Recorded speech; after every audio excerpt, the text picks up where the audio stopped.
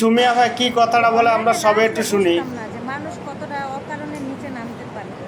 আমার কারোর সাথে শত্রুতা না, কারোর সাথে কোনো দ্বন্দ্ব না, তারপরেও মানুষ আমার পিছে আঠার মতো লাগিয়ে আছে।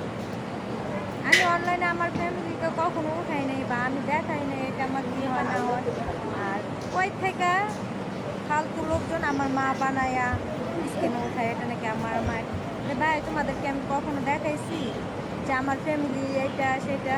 হ্যাঁ, আমার বোনদের সাথে থাকি, তাদেরকে নিয়ে কখনো আমি ভিডিও করিনি।